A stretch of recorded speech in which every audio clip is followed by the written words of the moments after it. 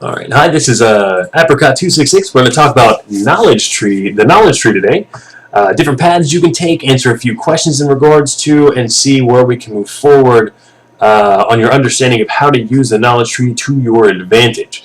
Now, we have recently restarted a new account on the exact same server, and we went with humans as opposed to elves. And we went ahead and just followed the quest, which means we're not doing the entire tree at the same time. Like, we're actually going to be able to leave a few, but we're going to talk about that here in a minute. The important thing to talk about, and the thing that threw me for the biggest loop, is going to be the differences in the description versus what they actually do. And this is going to break your little heart, and I am so sorry to have to be the one to tell you this, okay? We're going to start here in the beginning. And these are all pretty self-explanatory.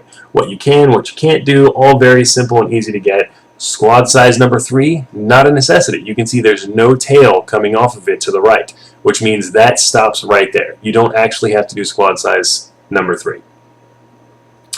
Let's see what was confusing. Confusing isn't the right word. What you get is what irks me the most. The expansions are self-explanatory. The residency upgrades. Now, what it says here is get bigger homes where more people can move in, and of course, a higher population also means more tax income, which is true. You get more taxes when you upgrade your residences, but it doesn't tell you have to actually upgrade your residences. This doesn't just make all your residences move up to the next level. Like, you still start at 0 and you work them up to stars. This just gives you more stars to be available. So, like, instead of being able to upgrade it to level 4, now you can upgrade it all the way to level 7 or 8. Now, Advanced Scouts, this is where it gets... This is where the game first made me disappointed. So, I read this, and what this says is, reduces your scouting costs significantly. Lowering scouting costs, decrease negotiation costs, and enemy army sizes. Now, when you first get this, it does a whopping 25%. So it claims. What's important to know about this particular knowledge book slot is that it only works on provinces you have not found yet. You haven't scouted.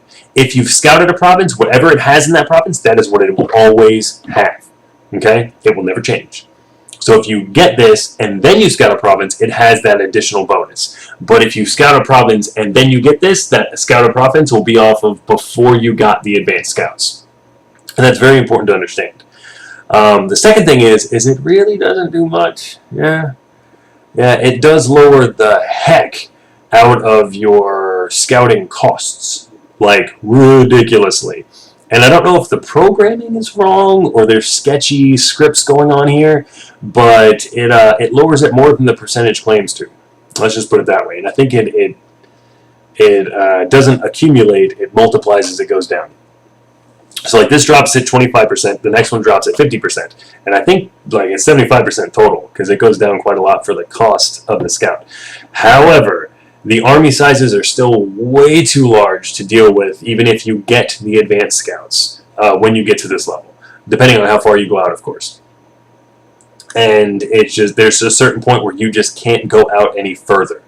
So this does do a little bit of work, but not as much as you would hope, is what that is. That's going to be the first disappointing thing that you unlock. The advanced manufactories, again, it doesn't auto bring you up those stars. It literally just allows you the availability to upgrade past your current maximum upgrade level. Now, see here, squad size 4 has a line going off of it, so you have to get this in order to get the advanced main hall and secret ancient wonders. However, city expansion 3 has no tail. It having no tail means you don't have to get this in order to move forward in your knowledge tree. Yeah, this would be an example of a fellowship trade working out beautifully. Squad side 5, also optional. And one big thing that was asked of me was why you choose the path you choose versus going down a different path. And this is an important one on how you route, okay? So we're going to come back to Advanced Scouts, for instance. Before I was at Advanced Scouts, I got Flying Boat first. I decided to get Flying Boat first because I didn't have anything at the time to increase my culture in any way, shape, form, or fashion. I think I had those little tree Jewhickers, and then the 3 wide, like 1x3 culture things, and they were terrible. They took up way too much space. They weren't enough culture to move forward. And it was just bad, and nobody could, run up with a cloth and polish the boat. They couldn't polish the trees or nothing. So, like, they just stayed at that culture amount, and it wasn't enough anymore. So at this point, I needed additional culture and a way for my fellowship to help me get more culture. And since they could polish the boats, I got twice the culture off that one building. So that's the first thing I did. Simple Trail was my second thing. No, Magic Academy was my second thing. Because I didn't know what it was, I didn't know what it did, and I really wanted to see it, but I needed the culture first. So I did the culture, and then the Magic Academy, and then I did Squad Size Upgrade 3, because I thought the Advanced Scouts would be better than it was, and it wasn't, and that was very disappointing. Then I did Simple Trail, and then I did the Advanced Scouts. But see, this happened because of where I was in the game at the time. Okay? So, like, if you get to this point, and you're not having a culture issue, and you're always at 170% of your culture bonus, F it, man. Do the Magic Academy first. You can make spells. Spells are amazing. Do the squad size. Make your army bigger. See if you can get some of those fights tended to at an early age. When you're still newer at the game, because in the beginning of the game, you can wreck those fights. Something fierce. When I got to this point, the Advanced Workshop was first for me because I needed more supplies. I was having a very big issue keeping my supplies up, as opposed to now. And everything, and then from there, I did the training grounds in Cerebus, because this is when I initially started having trouble winning the fights out in the world. So I got this to see if the new unit would allow me to win more, because I was super getting stomped by mages. And when you were able to click on this, which I can't because I've already unlocked it, it showed you the unit you'd be able to train from this building, and it said it was good against mages. And I was like, yes, because mages are wrecking me. Soon as I got it and trained some of the little dogs, it didn't matter. I still got owned, and there were no mages ever again, unless they were like coupled with like 3 other dudes that just wreck the dogs. So it became pretty useless. But at the time, I was super excited, and I totally went for it. I totally got it because I was new, and I didn't know what the building did. But after that was done, I went ahead and did my advanced manufactories for Tier 1. And that led me to the Spot of the Whispering Tree, which is another culture thing. And again, I started struggling at culture at this point.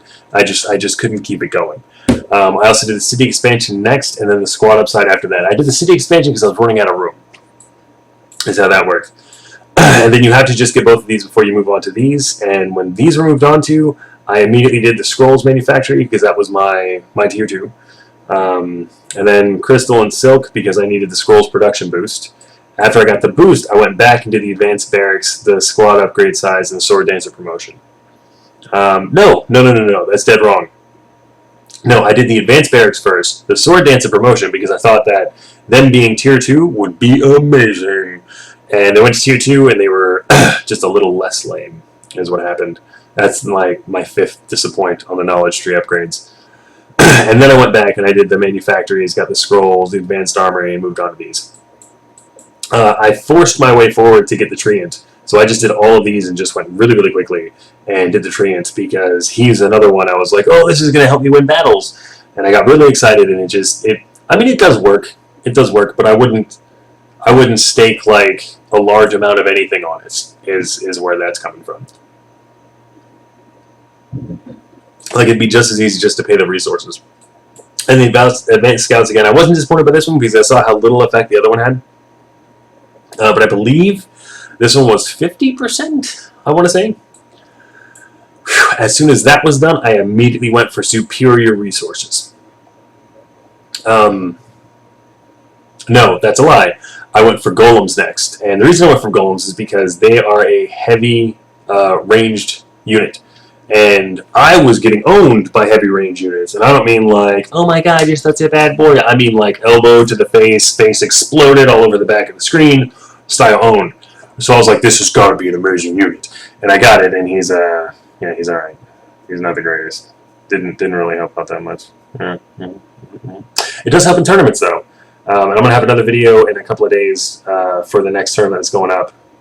Actually, tomorrow, I think, is the next tournament. I'm going to have a video for that to show the early stages of a tournament and how to just max all the 1-stars out and be able to actually, you know, do more than just one province to make sure that you're contributing as much as you can with losing the least amount of resources. Anyway, after that I did Superior Residencies, which I would recommend doing before the Golem if you're at this point, because holy crap balls, it's ridiculous. You can skip a few things, but eventually you'll have to come back to it. Like there's this city upgrade, I believe, city expansion 1 here you don't have to get, and F it, don't get it. Just don't get it. And then whenever you're like, oh, I need room, remember to come back here, dump 10 into there, and grab that city expansion then. Because that 10 could have gotten you the armory a little bit sooner, and you'd be a little further up. The city expansion 3 also you didn't have to get, so you could just leave that there until you need it, and those 20 points could have been used elsewhere. And if you look at all the dead ends, the squad upgrade sizes, the like here, I think I've got a dead end here. Yep, city expansion 8, I believe city expansion 7. City expansion 7 is a drop off. Like, you don't have to get those, but I get them anyway. I'm really new at the game, and I want to see how well they do. Plus, right now I have to get 50, and I'm only at 45 provinces for the next expansion of my city. So I'm going to need the room by the time I get to them. You know, so I might as well get them anyway. That's the basics of the knowledge tree here. Just make sure you look at your own current situation, very important, and make sure that whatever you choose is what you need, and if you can not get it, just don't get it. You know, I can show you an example right now. If I go to the world map here, of how little the troop size matters. So we're going to go into this province, we're going to click this, and this is just in case you wanted to do that. You know, 185 versus 90. My squad size is 90, and they're at 185. And you're like, well, does it matter? Well, this is a light ranged unit. He does 1,300 to 1,700 with 5,300 health. That looks super impressive. Until you come down to their light range unit, who does 2,000 to 3,000 and has 8,000 health. What are you supposed to do to that? And then when you're actually in battle, they don't do 2,000 to 3,000. Your guys don't do 13 to 1,700. They do a couple of hundred. Like, really? It just... And I'm going to do a big battle here soon just to see if I can even come close to it. But, like, you look, there's a heavy ranged unit there and a heavy melee unit with another heavy ranged unit and a light ranged unit. Like, there's just... It would be extremely difficult to win this. So if you want to skip the squad sizes, I would heavily recommend it, because they don't really matter. And again, I'm going to be showing the tournament video in 24 hours. When that comes up is when we're really going to see how useful your troops are in battle. But your squad size doesn't matter because it's always lessened during a tournament. So that's the knowledge book. That's how I've done the knowledge book. That's a few tips and hints for the knowledge book. If you have any questions, again, my name is Apricot266 inside the Cerverin tournament and tournament. Damn it, Shorty. It's Cerverin is the server I'm on. There's a tournament in 13.5 hours, is what you were saying. That's why I got confused. So yeah, the next video is going up tomorrow. And just come say hi. Ask me any question you've got. I've got a pretty good working knowledge of the game. If it's a stumper, I've got a bunch of people I can ask who are in my fellowship and surrounding fellowships to me. And as always, thank you for watching, and I hope you learned something.